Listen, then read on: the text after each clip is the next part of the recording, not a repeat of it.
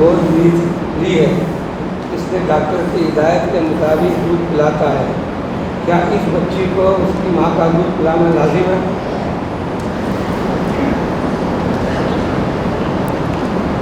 ان الحمد للہ والصلاۃ والسلام رسول اللہ وبعد۔ سوال آپ ساتھیوں نے سن لیا ہے۔ یہ لازم نہیں ہے کہ اولاد وہی ہے جو ماں کا دودھ پیے، اگر ماں کا دودھ نہ پی سکے تو وہ اولاد نہیں ہے، ایسا بالکل نہیں ہے۔ اگر وہ کسی اور عورت کا دودھ پیتی ہے یا ہدایت کے مطابق ڈبے کا یا دوسرا دودھ پیتی ہے تو ٹھیک ہے، لازم نہیں ہے کہ وہ جس کا دودھ پئیں وہی ماں ہے، یا اپنی سگی ماں کا دودھ پینا بھی لازم ہے، یہ کہیں بھی نہیں ہے۔ یہ دوسرا سوال ہے کہ ہر سورت کے بعد بسم اللہ ہے، سورت توبہ سے پہلے، ہر سورت سے پہلے بسم اللہ ہے، سورت توبہ سے پہلے بسم اللہ نہیں ہے، اس کی کیا وجہ ہے؟ سورہ برات جس کا ایک نام سورہ توبہ بھی ہے، اس سے پہلے بسم اللہ نہیں ہے۔ اس کی تفصیل مختلف احادیث کے اندر موجود ہے، تو محدثین نے خلاصہ جو بیان کیا ہے وہ یہ ہے، جو مضمون پیچھے چلا رہا تھا سورہ انفال میں وہی تواتر کے ساتھ آگے مضمون چل رہا ہے، مضمون وہی ہے، ایک ترتیب کے ساتھ اللہ تعالیٰ ایک نقطے کو بیان فرما رہا ہے، ابھی وہ نقطہ پورا نہیں ہوا تھا تو حکمت کے ساتھ اس صورت کو شریعت نے الگ نام دے دیا ہے، لیکن مضمون چونکہ ایک چل رہا تھا اس لیے تسلسل کی بنا پر بسم اللہ نہیں آئی، ایک جو سب سے زیادہ جواب دیا تھا وہ یہی ہے۔ بہرحال بہتر اللہ تعالیٰ جانتا ہے، چونکہ جبریل آیت لے کر آتا تھا، صورت لے کر آتا تھا، صورت کا حکم بھی دیتا اور بسم اللہ بھی آ جاتی تھی، لیکن یہاں صورت آ گئی ہے، بسم اللہ نہیں ہے، اللہ تعالیٰ بہتر جانتا ہے، لیکن اس کی توجیہ جو بیان کی ہے اس میں مرکزی توجیہ وہ ہے جو میں نے آپ کو بیان کر دی ہے۔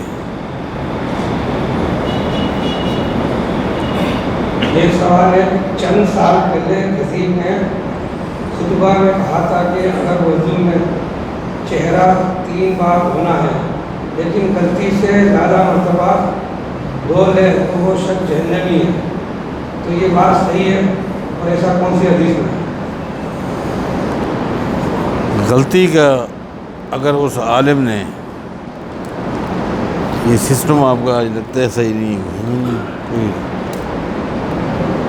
ہے جی، حدیث موجود ہے، حدیث موجود ہے، ابن ماجہ کی حدیث ہے، نبی علیہ السلام فرماتے ہیں کہ 3 مرتبہ اعضاء کو دھونا ہے، چہرے کو بھی 3 مرتبہ ہی دھونا ہے، لیکن نبی السلام فرماتے ہیں جو 3 سے زائد مرتبہ دھوئے گا فقط ظلم، اس نے ظلم کیا، وتعدی، اور وہ آگے بڑھ گیا۔ یہ 3 الفاظ ہیں، ابن ماجہ میں آتے ہیں، لیکن غلطی سے اگر کوئی ایسا کرے گا تو وہ مجرم نہیں ہے۔ غلطی کا لفظ حدیث میں نہیں ہے، یہ حدیث اسی منبر پہ میں نے کئی مرتبہ بیان کی ہے۔ یہ حدیث ابن ماجہ میں ہے اور صحیح ابن ماجہ میں ہے، صحیح ہے، اس میں یہ الفاظ ہیں کہ 3 مرتبہ ہیں، لیکن جو شخص 3 مرتبہ سے زائد مرتبہ دھوئے گا تو یہ جان بوجھ کر دھونا ہوتا ہے، لیکن غلطی جو ہوتی ہے نا وہ غلطی ہوتی ہے۔ اگر جو جان بوجھ کر معمول بنا دے اور سمجھے کہ تقویٰ شاید اسی میں ہے، پرہیزگاری اسی میں ہے کہ میں زیادہ سے زیادہ مرتبہ دوں، تو وہ مجرم ہے، وہ تعدی، وہ ظالم، اس نے ظلم کیا، اس نے دین کو پھلانگا، یہ الفاظ ہیں، یہ ہیں۔ جہنمی کا لفظ کہنا یہ تو اچھا نہیں ہے، لیکن یہ ظلم، زیادتی اور آگے بڑھ جانا یہ بھی اس شخص کے لیے ہے جو جان بوجھ کر ایسا کرتا ہے۔ لیکن اگر جس طرح حدیث میں یہ سوال میں ہے، غلطی سے کوئی ایسا کر لے تو وہ مجرم نہیں ہے، نہ اس کے یہ فتویٰ کسی نے آج تک دیا ہے۔ مغرب یا کسی بھی اذان کے درمیان لیٹنا صحیح ہے یا غلط؟ کسی بھی نماز کی اذان کے بعد لیٹنا، درمیان وہی نماز اذان کے بعد کہ اذان سے پہلے؟ اذان کے درمیان، جیسے اذان ہو رہی ہے اور لیٹا ہوا، اذان سے پہلے لیٹا ہوا تھا یا اذان سنتے ہی لیٹ گیا کیا؟ سوال اس نے کیا کہ اذان کے درمیان ہے، اذان ہو رہی ہے اور لیٹا ہوا ہے۔ دیکھیں جی، بات یہ ہے کہ اگر کوئی شخص اذان سے پہلے لیٹا ہوا تھا اور اذان شروع ہو گئی، اس کی آنکھ نہیں کھلی، وہ نہیں اٹھ سکا، کسی نے اس کو نہیں جگایا، تو وہ تو ایک سمجھو کہ معذور انسان ہے، اس کے ساتھ عذر ہے۔ لیکن جو شخص جان بوجھ کے اذان بھی ہو رہی ہے وہ اٹھنے کی ہمت نہیں کر رہا، جبکہ اس کو اٹھ جانا چاہیے، اذان ہو گئی اس کو اٹھ جانا چاہیے، اذان کا جواب دینا چاہیے، اذان کے بعد کی دعا پڑھنی چاہیے، اگر اس نے وضو کرنا ہے وہ وضو کرے، اٹھ کر 2 رکعت نماز پڑھے، جو ہونا چاہیے طریقہ کار ہے۔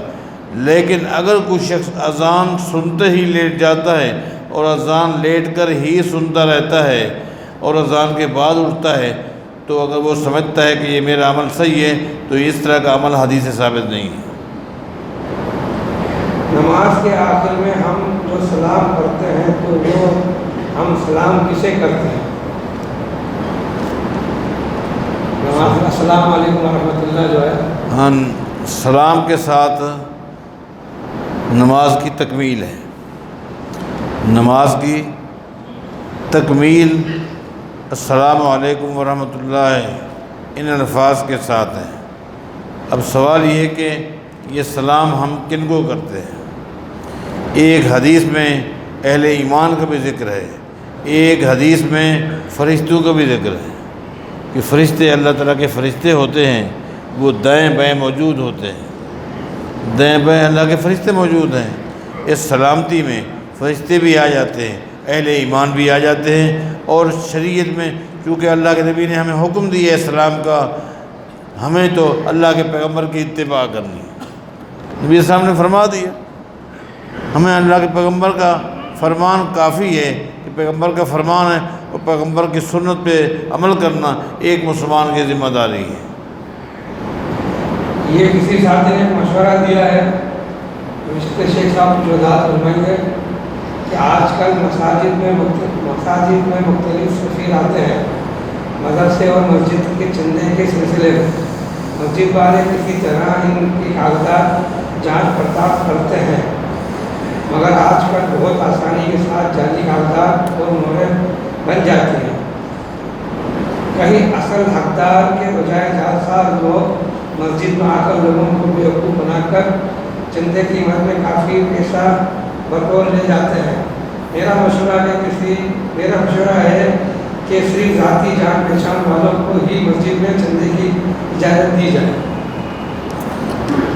سب سے پہلے تو ہمیں دعا کرنی چاہیے، اللہ تعالیٰ مسلکی بنیاد پر، منہجی بنیاد پر، عقیدے کی بنیاد پر اللہ تعالیٰ کم از کم ملکی سطح پر ہمیں ایک نظم کے تابع کر دے۔ جب ایک نظم ہو، اسی نظم کے تحت مستحقین کے ساتھ ہمدردیاں کی جائیں، مدارس کے ساتھ، مساجد کے ساتھ، جو مستحق ادارے ہیں ان کے ساتھ اس نظم کے ساتھ تعاون بھی کیا جائے، اور اسی نظم کے تحت آدمی اپنی زکاتیں، اپنے خیرات وہی جمع کرے۔ وہاں جب کاغذات جائیں گے تو ان کا پھر چونکہ ایک نظم ہوگا اور وہی فون کر کے پوچھ لیا جائے گا کہ یہ ادارہ کیسا کام کر رہا ہے، وہاں کے ذمہ دار سے پوچھ لیا جائے گا۔ اصل میں المیہ یہ ہے کہ ہمارے ہاں نظم نام کی کوئی چیز نہیں، اس میں کوئی شک نہیں۔ سوال میں وزن ہے کہ بعض طرار قسم کے لوگ آتے ہیں، زبان کے اندر طراری ہوتی ہے اور بڑی تراری کے ساتھ وہ نا انتظامیہ کو، لوگوں کو گھیر لیتے ہیں، مطمئن کر لیتے ہیں، اور ہو سکتا ہے وہ زیادہ مستحق نہ ہوں۔ بعض سادے لوگ ہوتے ہیں، بولنا نہیں آتا، بات سمجھانا نہیں آتی، بیچارے آتے ہیں اور واقعی محرومی ہو جاتی ہے۔ انتظامیہ بیچاری کیا کرے، کوشش تو کرتی ہے، اپنے طور پر وہ تحقیق بھی کرتی ہے، کاغذات بھی چیک کرتی ہے۔ انتظامیہ بیچاری چند چیزیں جانتی ہیں۔ ایک تو یہ ہے پاکستان کے جس شہر سے یہ بندہ آیا ہے اس شہر میں معروف اہل علم کون ہے، معروف علمی شخصیات کون ہیں جن کا ایک اچھا نام و مقام ہو، ان کا تزکیہ ہے تو ٹھیک ہے، ورنہ ان سے رابطہ کرتے ہیں بیچارے کہ یہ آپ کے علاقے کا بندہ آیا ہوا ہے، آپ ان کو جانتے ہیں، آپ کی معلومات کے مطابق یہ آدمی کیسا ہے، بس اتنا ہی تحقیق کر سکتے ہیں۔ کاغذات چیک کرتے ہیں، کن تنظیمیں جو معروف مرکزی جماعتیں ہوتی ہیں، تنظیمیں ہوتی ہیں، ان کی طرف سے، دفاتر سے یہ آئی ہے، کہیں شک ہوتا ہے تو وہ پوچھ لیتے ہیں کہ یہ آپ نے تزکیہ بنایا ہے، یہ 2 نمبر جعلی کام لے کر آ گیا۔ اگر وہ کہتے ہیں کہ جی ہاں ادارے میں اس کا ریکارڈ موجود ہے، فلاں تاریخ کو یہ بندہ یہاں سے تزکیہ لے کر گیا ہے، ایک انتظامیہ اتنا ہی کر سکتی ہے۔ اس کے باوجود بھی اگر کوئی فراڈ کرتا ہے، اللہ تعالیٰ اس کو ہدایت دے، سمجھ دے، لیکن میں سمجھتا ہوں اس تحقیق کے بعد انتظامیہ آپ کو مجبور کرتی ہے، آپ کے آگے درخواست رکھتی ہے آپ تعاون کریں، انشاءاللہ اللہ آپ کو، انتظامیہ کو اجر سے نوازے گا، اور اگر وہ زیادتی کرتا ہے اللہ اس کو ہدایت دے گا۔ ایک سوال ہے، کیا اولاد اپنے مرحوم والدین یا گھر کے کسی بھی مرحوم فرد کے ثواب کے لیے کوئی کھانا یا اور کوئی چیز کسی غریب کو دے تو اس کا ثواب مرحومین کو ملے گا؟ ساتھ ہی یہ بھی بتا دیں کہ مرحومین کی طرف سے عید الاضحیٰ پر قربانی کی جا سکتی ہے؟ عید الاضحیٰ کے موقع پر ہر سال یہ سوال کثرت کے ساتھ آتا ہے اور اس کا جواب دیا جاتا ہے کہ مرحومین کی طرف سے مالی صدقہ کرنا جائز ہے۔ مالی صدقہ، مالی صدقے کے اندر اب آپ دیکھیں، کسی عالم سے پوچھیں کیا باپ جو فوت ہو گیا ہے، والدہ جو فوت ہو گئی ہے، اس کی طرف سے اگر میں 2 رکعت نماز پڑھنا چاہوں پڑھ سکتا ہوں؟ کہیں گے نہیں پڑھ سکتے۔ کیوں نہیں پڑھ سکتے؟ وہ آپ کو ایک ہی جواب دیں گے، یہ بدنی عمل ہے۔ کیا ہے؟ بدنی عمل۔ حج کر سکتے ہیں؟ جی ہاں۔ کیوں؟ مالی صدقہ ہے۔ قربانی بھی مالی صدقے میں آتا ہے، لیکن ہر صدقے کی الگ اگر کوئی دلیل لینا چاہے تو نہیں ملے گی۔ ایک شخص عالم دین ہے، میں اس کے علم کا بھی اعتراف کرتا ہوں، ان کی خطابت کو بھی اچھی طرح سراہتا ہوں۔ انہوں نے مجھے کہا حضرت میں مطمئن نہیں ہوں قربانی کے حوالے سے، قربانی کی کوئی واضح دلیل نہیں ہے۔ مجھے اتفاق سے اس عالم دین کے بارے پتہ تھا، 1 یا 2 مہینہ گزرے تھے، انہوں نے ایک لائبریری بنائی تھی اور لائبریری کے لیے انہوں نے تحریک چلائی ہوئی تھی اور ایک اچھا خاصا فنڈ جمع کیا تھا، اور ان کا تقاریر میں کہنا تھا اگر کسی کے پاس زکوٰۃ کا پیسہ ہے، صدقے کا ہے، خیرات کا ہے، یہ ساری چیزیں لائبریری میں لگ سکتی ہیں تاکہ یہ دینی کام ہو جائے، اور وہ جمع کر رہے تھے۔ مجھے پتہ تھا، میں نے کہا مجھے آپ یہ بتائیں، مجھے کوئی ایک حدیث سنائیں، میں لائبریری کے لیے زکوٰۃ کے پیسے، صدقات کے پیسے میں مطمئن نہیں ہوں۔ مرحومین کی طرف سے بھی آپ نے کہا اگر کوئی ماں باپ کی طرف سے بھی کچھ پیسے دینا چاہے تو لائبریری میں پیسے دے، تو یہ مرحومین کے لیے جو آپ نے کہا ہے اس کی دلیل کیا ہے؟ مجھے لائبریری کی دلیل دیں، مرحومین کے لیے مجھے لائبریری کی دلیل دیں۔ کہنے لگے کیا ناجائز ہے؟ میں نے کہا نہیں، میں یہ ناجائز نہیں کہہ رہا، میں کہہ رہا ہوں کہ آپ دلیل دیں۔ آپ کا ملک میں ایک نام ہے، آپ ایک اچھے خطیب ہیں، ہم تو ایک محدود ایک حلقے میں رہتے ہیں، اور کوئی نہیں جانتا، کوئی دلیل ہے؟ کہنے کہ نہیں، الگ تو دلیل نہیں ہے، لائبریری کی دلیل حدیث میں کیسے ملے گی؟ یہ تو حدیث کی کتابیں تو بعد میں لکھی گئی، لائبریری تو بعد میں بنی۔ میں نے کہا اس کی دلیل ہے؟ ہے۔ میں نے کہا جی ہاں، یہ مالی صدقہ ہے، مالی صدقہ مرحومین کی طرف سے ہو جاتا ہے، آپ یہ دلیل دیا کریں۔ کہنے لگے اللہ آپ کو عزت دے، مجھے بڑی دعائیں دی، بڑی دعائیں دی، آپ نے دلیل دے دی، اچھا ہے میں یہ دلیل پیش کروں گا، یہ مالی صدقہ ہے، مرحومین کی طرف سے کر سکتے ہیں۔ میں نے کہا ایک اضافہ کر دیں۔ کہنے لگے کیا؟ میں نے کہا یہ بھی کہہ دینا کہ قربانی بھی مالی صدقہ ہے، یہ بھی مرحومین کی طرف سے جائز ہے۔ تو بھائی یہ مالی صدقہ ہے، جائز ہے، اس کے لیے ہر عمل کے لیے جو مالی ہو الگ الگ دلیل یہ نہیں ملتی، ٹھیک ہے جی؟ یہ عمومی بات ہے، عمومی بات میں مرحومین کی طرف سے کسی غریب کو آپ کھانا کھلاتے ہیں، مالی صدقہ ہے، کسی کے گھر راشن پہنچا دیتے ہیں، مالی صدقہ ہے، کسی کو کپڑے پہنا دیتے ہیں، مالی صدقہ ہے، اور قربانی کرتے ہیں، یہ بھی مالی صدقہ ہے۔ ایک عمومی بات ہے، اس میں یہ ساری چیزیں آ جاتی ہیں، جائز ہے۔ ٹائم زیادہ تو نہیں ہوگا؟ بس یہ 2 سوال ہو رہے ہیں۔ یہ لکھا ہے ساتھی نے کہ گزشتہ ہفتے میرا سوال تھا جس سے میں مطمئن نہیں ہو سکا۔ سوال یہ تھا کہ اگر کوئی اپنے مرحوم والدین کے لیے دعا کرتا ہے یا کوئی نیک کام کرتا ہے تو اللہ تعالیٰ مرحومین کے درجات بلند کر دیتے ہیں اور بتا دیتے ہیں کہ دنیا میں تمہاری اولاد نے دعا کی ہے۔ سوال یہ ہے کہ اگر اولاد کوئی گناہ کا کام کرتا ہے تو اللہ تعالیٰ مرحومین کو اس کی اولاد کو گناہ بتا دیتا ہے؟ پہلے ہی تو ایک عرض ہے کہ یہ مجلس ہوتی ہے 20-25 منٹ کی، اس میں کوئی شک نہیں، ساتھی نے بالکل صحیح کہا کہ ہو سکتا ہے بسا اوقات میں کسی سوال کا جواب دوں اور آپ مطمئن نہ ہوں، اس میں کوئی ناراضگی کی بات نہیں ہوتی، پھر ہماری انفرادی نشست ہوتی ہے اسی وقت وہاں آ جائے گا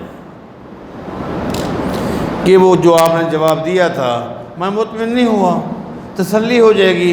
انفرادی نشست کے بہت سارے مقاصد ہیں، ان میں سے ایک مقصد یہ بھی ہے، تو ایسا نہیں ہوتا۔ باقی بات یہ رہی، یہ اللہ کی ایک رحمت ہے، سن لیں، یہ اللہ کی ایک رحمت ہے کہ جب بندہ اپنے ماں باپ کے مر جانے کے بعد ان کی طرف سے اچھے کام کرتا ہے تو اللہ تعالیٰ ان اچھے کاموں کو قبول کرتے ہوئے اس مرحوم انسان کا مقام بڑھا دیتا ہے اور اللہ تعالیٰ اسے مطلع کر دیتا ہے، مطلع کر دیتا ہے۔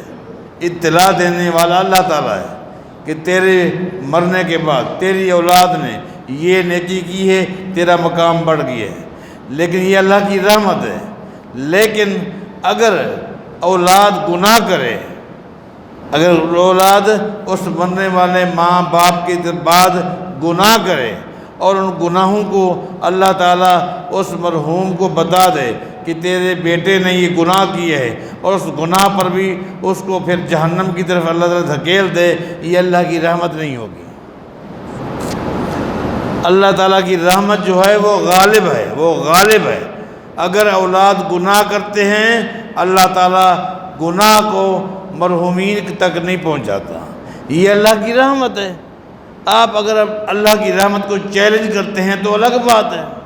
حدیث میں نیکی کا ذکر آ گیا ہے، گناہ کا ذکر نہیں آیا، تو اس کو آپ اللہ کی رحمت سمجھیں۔ ماں فوت ہو گئی، پیچھے اس کی بیٹی نے، اس کے بیٹے نے اچھا کام کیا، اللہ نے اس کی ماں تک ثواب پہنچا دیا، اسے مطلع کر دیا، یہ اللہ کی رحمت ہے۔ پیچھے بیٹی نے گناہ کیا، اس گناہ کو اللہ نے اس کی ماں تک نہیں پہنچایا اور گناہ کا بدلہ نہیں دیا، یہ بھی اللہ کی رحمت ہے۔ نیکی کا ذکر آیا ہے، میں نے بتا دیے، گناہ اگر نہیں ہے میں کیا بتاتا، میں نے کہا کہ نہیں۔ جی، کرسی پر بیٹھ کر نماز پڑھنے کے مسائل واضح کر دیں، اس کی کیا شرائط ہے؟ بعض افراد ٹھیک سے چلتے پھرتے ہیں، صرف سجدہ کرنے میں مسئلہ آتا ہے، وہ بھی پوری نماز کرسی پر ہی پڑھتے ہیں۔ 100 کی ایک بات ہے، اگر کسی شخص کے لیے اٹھنا بیٹھنا آسان ہے، اٹھنا اور بیٹھنا بیٹھنے کے بعد پھر کھڑا ہونا، کھڑے کے ہونے کے بعد رکوع اور بیٹھنا آسان ہے تو پھر وہ شخص کرسی پر نہیں بیٹھے، کرسی پر نہ بیٹھے، کھڑے ہو کر نماز پڑھے، رکوع کرے، رکوع کے بعد پھر بیٹھ جائے اور بیٹھی کے سجدہ نہیں کر سکتا، سجدہ نہیں کر سکتا، لیکن بیٹھ جائے اور گھٹنوں پر ہاتھ رکھے اور اشارے کے ساتھ سجدہ کرے اور نماز پڑھے۔ لیکن اگر اٹھنا بیٹھنا اس کے لیے مشکل ہے، اگر وہ بیٹھ جائے تو اٹھ نہیں سکتا، کھڑا ہو تو بیچارہ بیٹھ نہیں سکتا، ایسے شخص کو کرسی پہ بیٹھ کے نماز پڑھنی چاہیے۔ ٹھیک ہے، ایک آخری سوال ہوگا، سوال بڑا مختصر ہے لیکن جواب مختصر ہی ہوگا، آپ بھی دے دیں جواب۔ ہاں ٹھیک ہے، نماز عوامین کا وقت اور اس کی فضیلت بیان کر دیں۔ اس سوال کا جواب سب بھی خود دیں گے، سن لیں جواب بھی، سوال سن لیا جواب بھی سن لیں۔ ٹھیک ہے شیخ جی میں نے مائک بتا دیا۔ ہاں جی ٹھیک ہے، ٹھیک ہے جی، میں خود کہہ رہا ہوں نا جی۔ ہاں جی چلو میرے کہنے آج میری مان لیں، آج مجھے نہیں آتا۔ ہاں جی سن لیں۔ ہاں جی مجھے نہیں پتا نا یہ عوامین نماز کون سی ہے؟ کیا عوامین کی کیا سوال تھا؟ اشراق کی تو سنی ہے، چاشت کی سنی ہے، عوامین ہاں اوابین، صلاۃ الاوابین، صلاۃ الاوابین بعض روایات ملتی ہیں، ان روایات کو جب محدثین نے جمع کیا ہے تو یہ اوابین کا وقت اور نماز یہ چاشت کی نماز ہے۔ چاشت کی نماز جانتے نا جی، چاشت کا وقت بھی آپ جانتے نا، جس وقت جانور کے بچے کے پاؤں زمین پر جلنے لگ جائیں یہ چاشت کی نماز کا وقت ہوتا ہے، یہی چاشت ہے، یہی اوابین ہے۔ اوابین کے لیے یہ مغرب اور عشاء کے درمیان کا وقت اور 6 رکعت فلاں رکعت، یہ جو جتنی باتیں ہیں یہ ساری جھوٹی ہیں، کسی صحیح سند ثابت نہیں ہیں۔ ٹھیک ہے، جزاک اللہ۔